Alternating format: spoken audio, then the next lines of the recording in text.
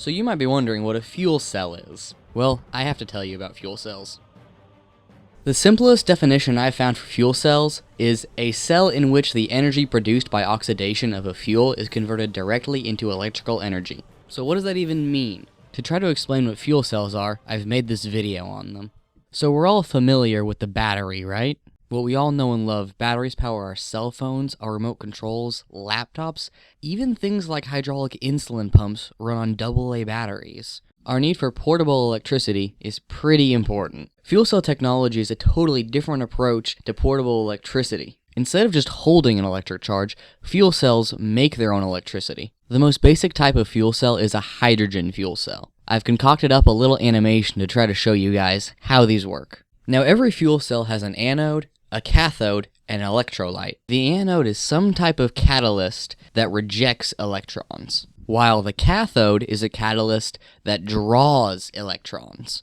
The electrolyte is the medium by which ions travel in fuel cells. It is important that electrolytes only permit certain ions to travel through. So right here we have a complete hydrogen atom that's about to enter the fuel cell. As the hydrogen atom enters the anode, it is separated from its electron and becomes an ion.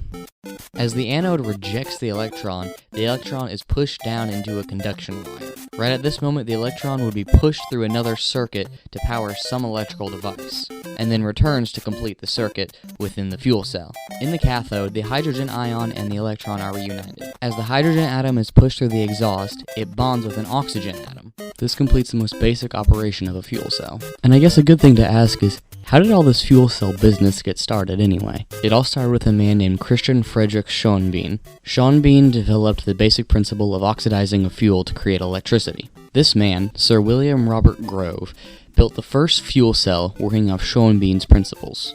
The first fuel cell was very basic and used a sulfuric acid solution. Fuel cells have experienced significant improvements in the past and are being used by NASA as well as other organizations as a good source of electric power.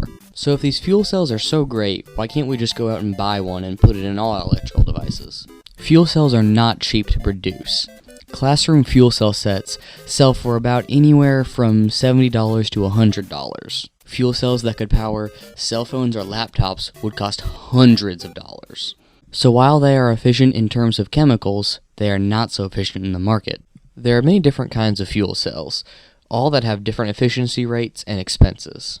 As I said before, hydrogen fuel cells are the simplest and most common. However, there are also direct borohydride fuel cells, methanol fuel cells, and direct ethanol fuel cells.